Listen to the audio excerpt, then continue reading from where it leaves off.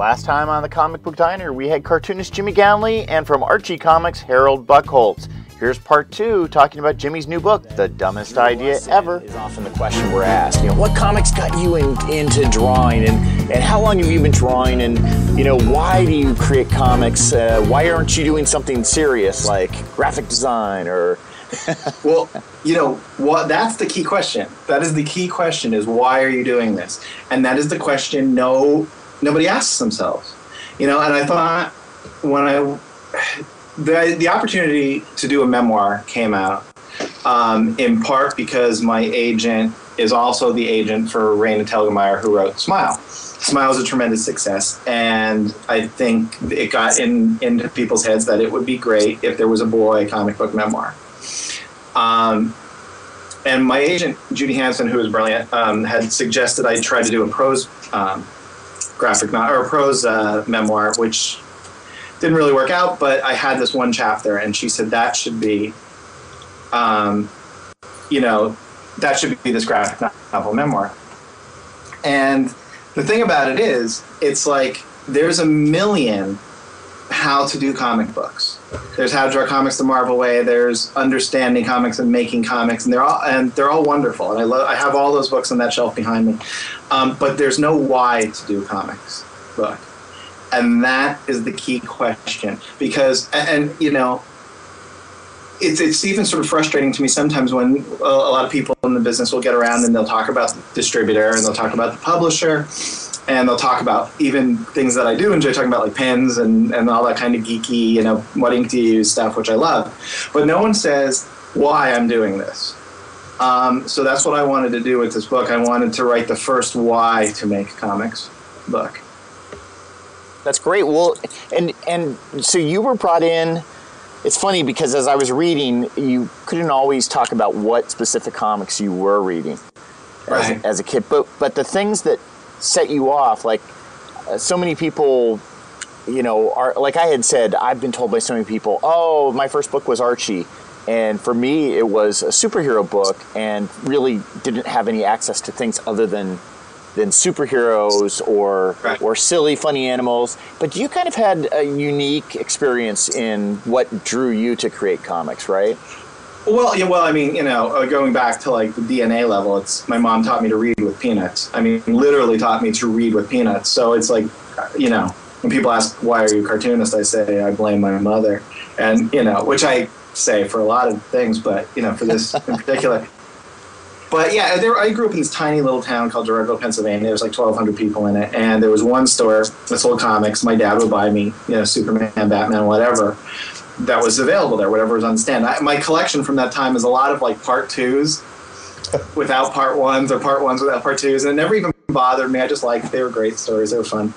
But I got like deathly ill twice in a row. I got chicken pox, and when I was 13 years old, which doesn't sound like a big deal, but I got like chicken pox, like the kind of chicken pox that they come and take your picture and they put you in medical journals for, it's like, they call that getting Gownley. I was out of school for like 2 weeks, and I immediately went back to school and passed out, and I found that I had pneumonia, so I was out for several more weeks. So I was lying on a couch for about a month dying.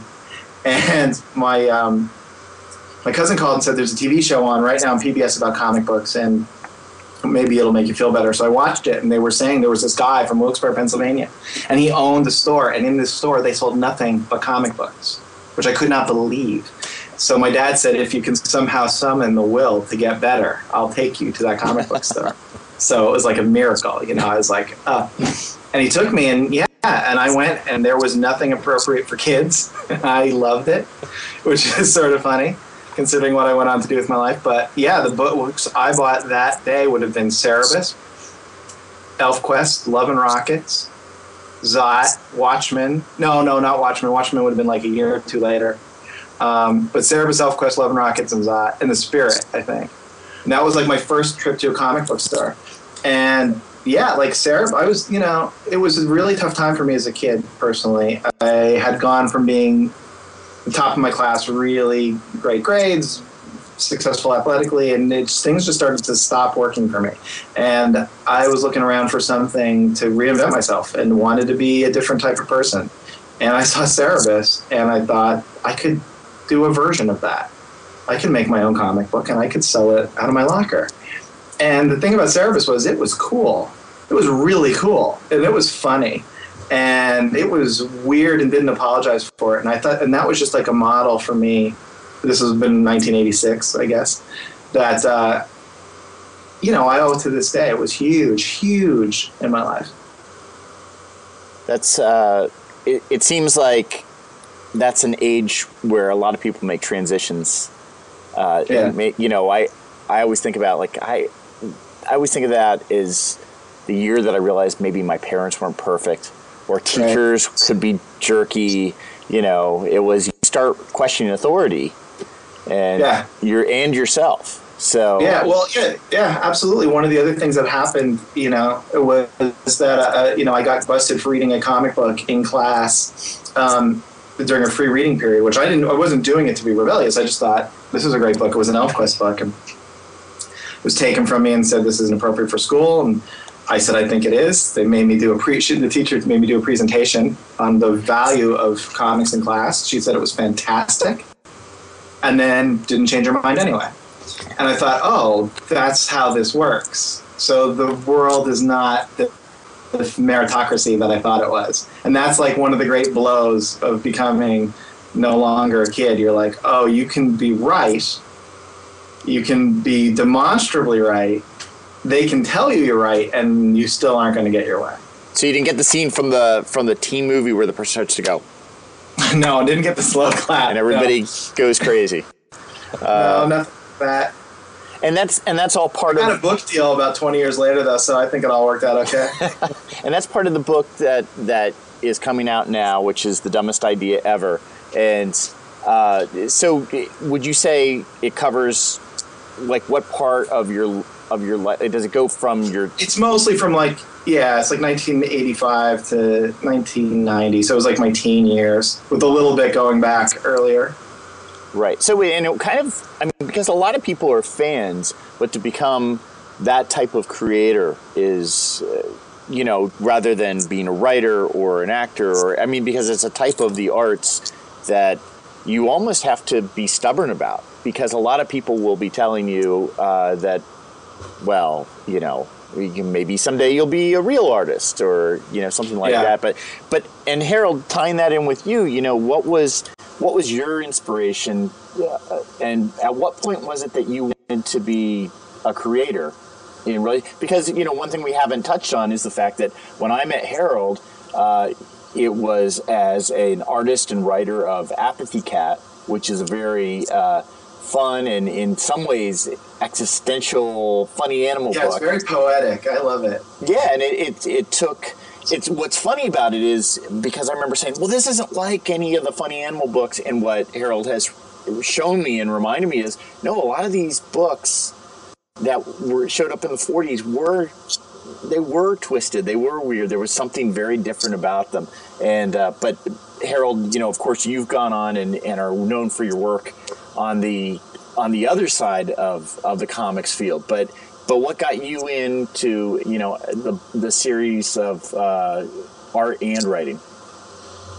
Well, for me, it was similar to Jim in that Peanuts had just a tremendous impact on me. I made the little Fawcett Crest paperback books we brought home. I got them from my parents, the drugstore, from Scholastic book fairs. I remember they had them as well. And that world and those characters were in some way, they spoke to a deeper part of me than I think I was able to communicate with just the other real people around me. So in a way, it's weird that world seemed more real to me than part of the world I was actually living in. And how Schultz could do that in a little strip, 4 panels a day, it's remarkable to me. But I kind of grew up on a lot of the strips. I'd get my books through the library, and we go to the library, and I figured out Dewey Decimal 741.5 is the place to go. And you got the old Dick Tracy and the Doonesbury collections, and it was a a different way to get introduced to comics than what some other people do, but that really affected, I think, my aesthetic. Little Orphan Annie, reading these Depression era comics in these book forms, that really had a huge impact on me. And the fact that those were written for, I guess, a broader mass audience, that were in newspapers, also affected my aesthetic of what I was hoping to accomplish myself someday in comics. So at 3 years old, I wanted to be a cartoonist and a writer. And it was just there from the very beginning. So yeah, as time went on, I wasn't allowed to buy comics for myself, I think, until I was 11, and the floodgates, are released, and I'm out there buying, whatever I could find on a spinner rack, and so the comic books came later, but I think that aesthetic was laid out on top of what I had as a foundation with the comic strips, and so when I had an opportunity to do my own comics, I'd already been introduced to a lot of the older material.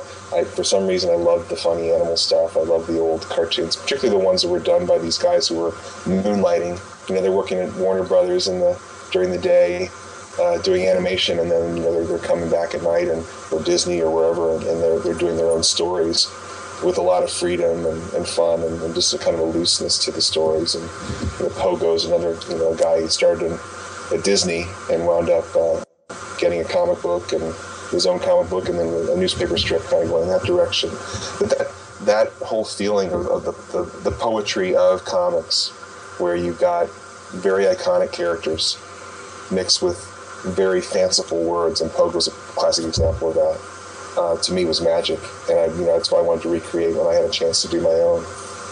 That's great. Well, and Jimmy, tying in with what Harold has just brought up, because Harold, it seems like your influence, talk about the funny animals, is there was definitely an animation influence there. And Jimmy, would you say that was true as well? Were there cartoons or anything other than, say, and if the Charlie Brown Peanuts specials were part of it, I mean, I love influence as well. I love Charlie Brown Christmas. I mean, it's one of my favorite things in the world, but not so much. And, I like Warner Brothers cartoons as much as the next guy, and I watched all of it as a kid, but I don't think any of it really influenced what I did in the way those comic books did. I was more likely, there must have been 15 times in my career where I would go, this story is going to capture the mood of Strawberry Fields. That's more of an influence to me than animation, more so.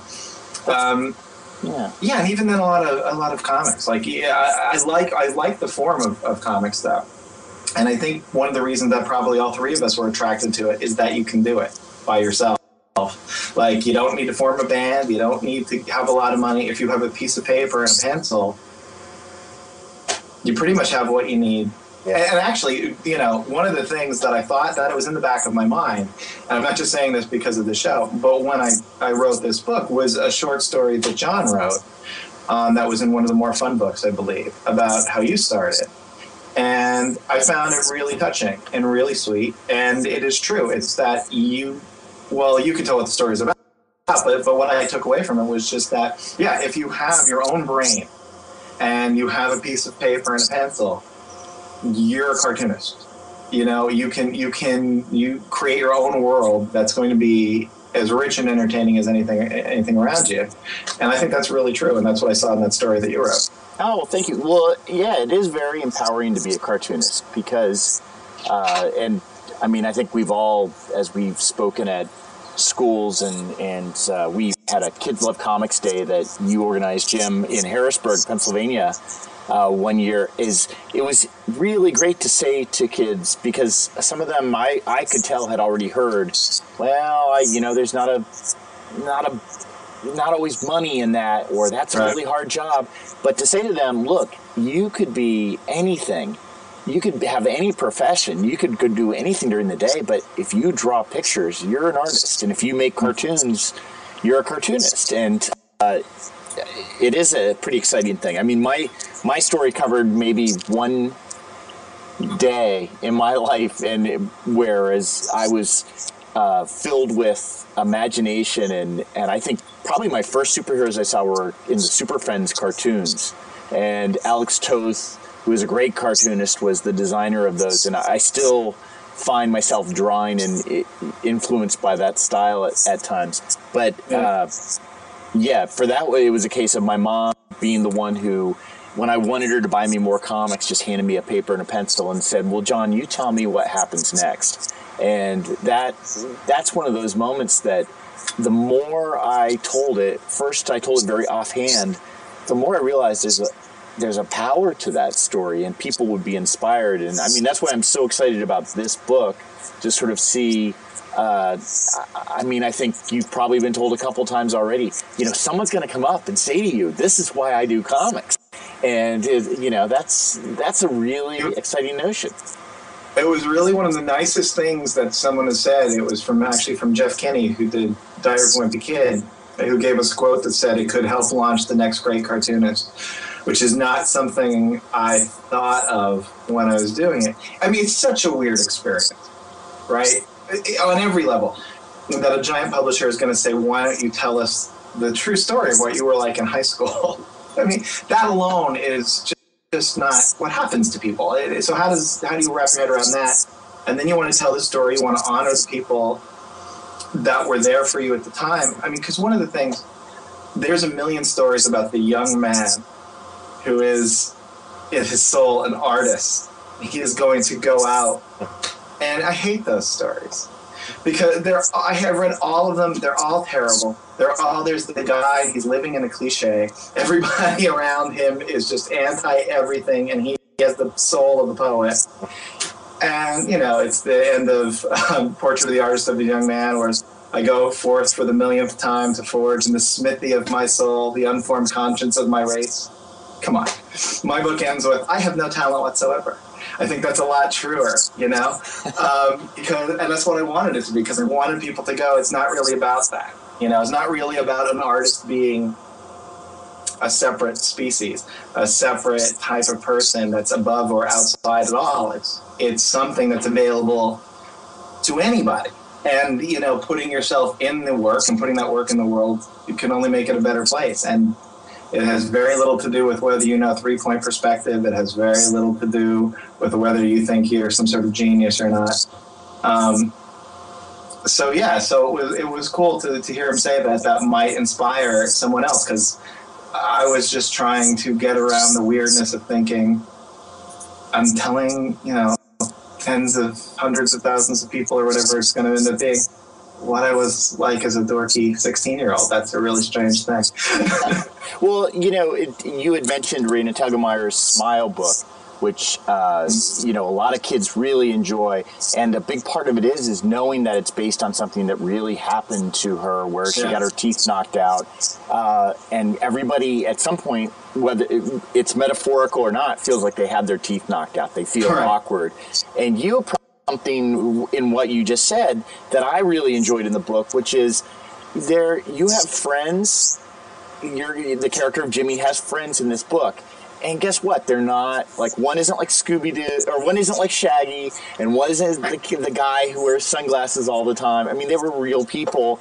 And sometimes they tell you, you know, say to Jimmy, you're being a jerk. Or they say, you know, I just love the fact that you kind of unabashedly say, you know, I was kind of full of myself here, you know, in the way you portray it.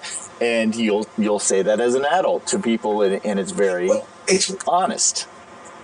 It's one of those weird things, though. It's like, okay, if you're going to do the act of writing a memoir is arrogant, because you're writing a memoir. So to deflect that, you have to be as hard on yourself as you are to anyone around you. So then you show yourself as being arrogant, which is actually an act of being humble, but within the context of being hugely arrogant because you're writing a memoir. It's the weirdest funhouse of ego that you can possibly, you know, imagine. But yeah, I didn't live with those cliches. I had 3 friends that said 3 important things. You know, I had my friend Mark, who said, you know, everything you do, it was great. If you want to do the superhero thing, that's great. If you don't, you want to do this, that's great too. I had a friend, Tony, who said, that's not good enough. You can do better than that. And I had Ellen who said, whatever happens, don't quit. And I think those are the three things that you need as a kid to be able to wade into this world. You're great, but you can be better, and don't ever quit. Right. And I was just lucky enough to really have those three people. That's great. And then this book comes out in March, is it? Yeah, it's like February 25th, actually. February 25th. Who's counting? Okay, and it's available on Amazon.com already as well as, will it be part of the Scholastic Book Fair? Do you know at this point? Yes, I actually do know it will officially be a part of the Scholastic Book Fair. They put in an order for a lot of books, which was really great. And that's for spring of 2014? I believe so. I couldn't swear to that, but I think so. I think that's why I have one in my hand right now, is because... Well, I've been prepping the school where my kids go, because I said, because they do have a big... it's a big event. It's not a very big school, so when the book fair comes, the kids just love to go in and look at the books. And it was, for me, that was always one of my biggest things is I didn't have to own them. I just wanted to look at them all because it was so beautiful to see that and to see some of the books by authors of people that I've known, for a while. Is really cool. So I'm very excited about this. And Harold, just real quick, I wanted to ask you, who did you have that you shared your cartoons and comics with as a young person? It's funny. I really did keep them to myself a lot, and I think that probably stunted a lot of things that I did because it was, I'd sometimes share it with a sister or a parent.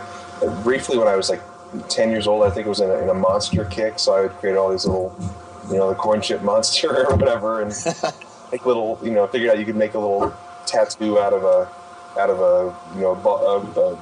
felt tip pen, and then you lick your hand, you lay it on there, and so for a while, actually, right before I actually moved to another place, I was growing up in Fairport, New York at the time, and I was sharing not so much the stories but the drawings.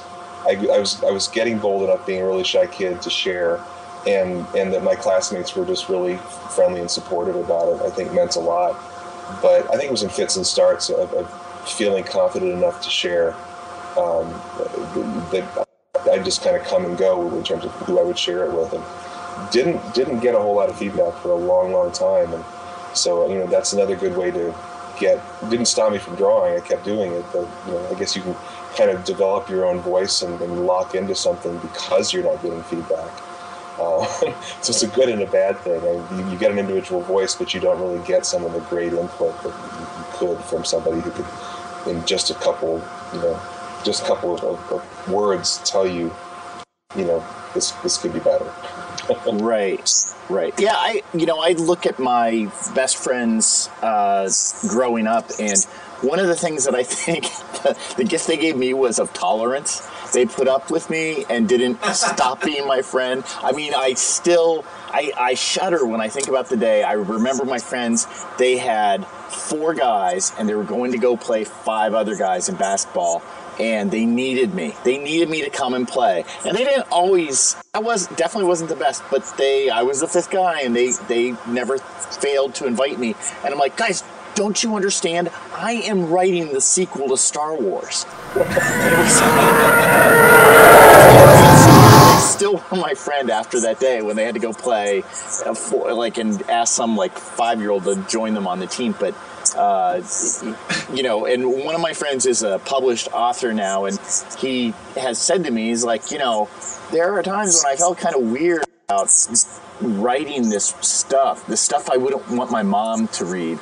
And he goes, but then I just thought about, you kind of were so unabashed in the way you embrace the stuff. But at the same time, I wish I had some more artistic type input from people that kind of understood it. And I feel like this book, Jim, is going to be one of those things where some kids who don't have anybody, this is going to be like that friend talking to them saying, do this, or you have to try harder, like you said. Well, thank you. That would be great if that was, I remember reading Harriet the Spy, and I loved that book so much that I had only ever seen one beatable copy in our school library.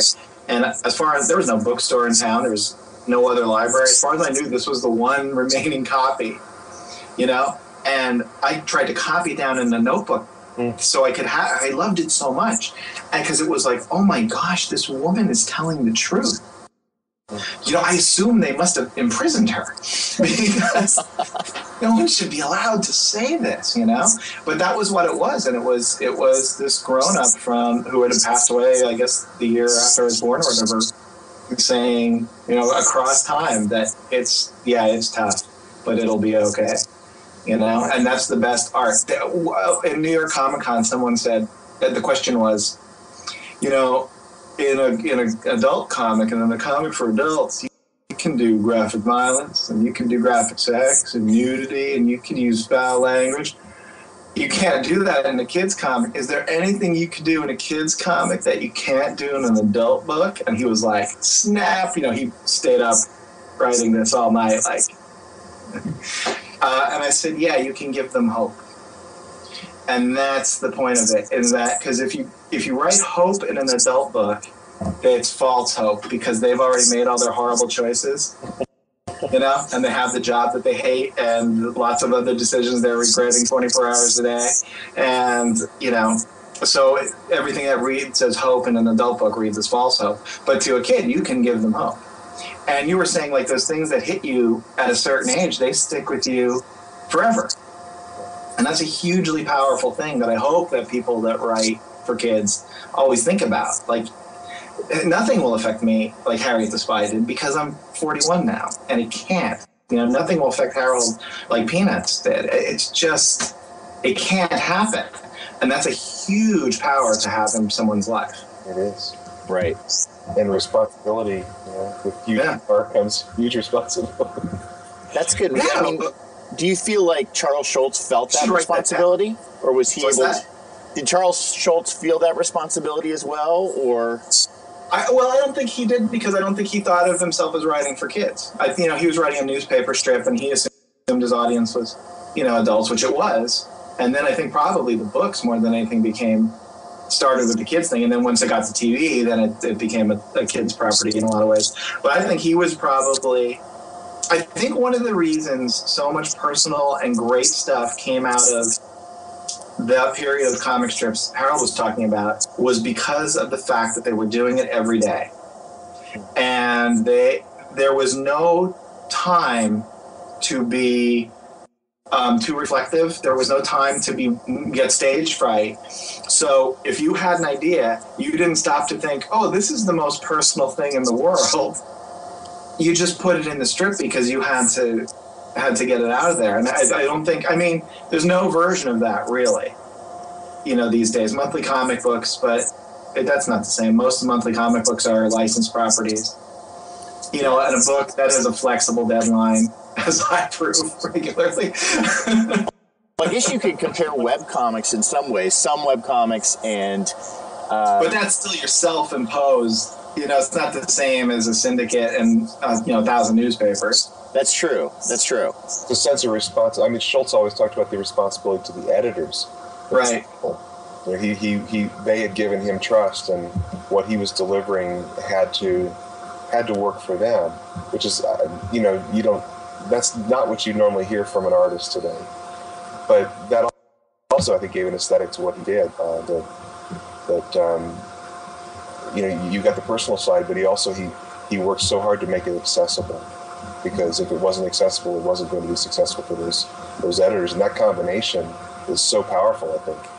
Well, yeah, and that's genius, and that's impossible to replicate. But when you think about the things that hit that, like Peanuts, like the Beatles, like even Seinfeld, those few things where it's like, this is extremely personal and the craft level is extremely high, and yet somehow is accessible to everybody. That is so rare. And it, you know, I'll live to be 1,000 years old and try every day, and I'll never hit that. And you know, people make excuses for it, like the internet fragmented it, and the radio formats have fragmented things. It's also just really hard. It's also really hard. You know. Right. Well, it's hard. Stop. But, I think we kind of have hit a point, and I'd love to continue and have more talks about this with you guys because the two of you, I mean, we've all worked together, and it seems like headed off in different directions. I don't know if you're getting, I'm getting like, I see like 227s flying in, so I got to set this up over here. But I think that there's a lot of insight that can be shared. Can't wait to see what the response is when this book comes out. Do you have any plans for the, after this right now? Yes. I do. Hey, that's good. I had Harold. these two half ideas. And like, this is half of a good idea, and this is half of a good idea. And then like 2 weeks ago, I thought, you know what? What if I put them together? Yeah. It would make one good idea. Because that's actually the downside. Having something like Amelia or Buzzboy or anything like that, where once you set up the world and you get those characters and you know those characters and they roll, it's really special. And then like when you do something and it's like a self-contained unit and then you start again at zero, that's what's the word? Terrifying. And so, yeah, I was just thinking about that. Doug Tenapple, who does a lot of work for Scholastic and other companies, it seems like he's putting out like 6 books a year. It just, I'm so incredibly jealous of talent that he has. And well, you know those people, but we're just not those type of people where it could be like, ideas, I got a million of them. It's a caveman, but he's playing baseball in Venus, and they'd go, and they would be really excited. And they would sit for a year and draw that, and it would be great. And I'd have that idea and go like, no, that's not happening. Well, and each one of his books is self-contained. I mean, there's no series that he does, and some. Yeah, they're brilliantly done. I mean, he's a great person. That's great. Well, and Harold, how about you? You have a different property, which is kind of in a different direction, which is Wild Lion, is something that you've worked on as well as Apathy Cat. I mean, what is in your on your drawing board right now? More Wild Lion, basically. I'm continuing to. I mean, I have a lot of strips. Again, it's talking about sharing. I need to share these strips because I have a lot of them. I do occasional shows and then get to hang out with you guys and offer some books to readers. But I haven't done it in a way to really make this accessible for someone who'd want to discover it. And that's my goal, is to find a way to do that, because I at this point I got this little strip about the wild lion that cannot be tamed. He's this little, 1.5 foot tall lion who thinks he's king of the beasts. And recently I've added this little lamb character who's just created a whole new dynamic with his personality and what comes out in this strip, which is initially about this little lonely guy, who's trying to find his way in this. We used to get reviews all the time that said, Amelia's the Peanuts for the 21st century, and we made great use of that in all our promotions. I really believe that actually Wild Lion is. I really believe that. I think it is truly great, and not because I know Harold, but because it's truly great. So I just can't wait for it to get its inevitable platform so that I can just move into my more natural position of, insane jealousy over it. Oh, thank you. I'm looking forward to that, That's great. Well, Harold, and Jimmy, thank you so much. Jimmy will be appearing all week at the Lizard Lounge in Ferrisburg.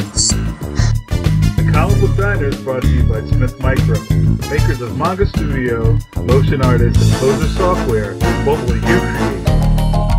Follow us on Facebook and Twitter, or you can always catch them on the web at www.my.smithmicro.com.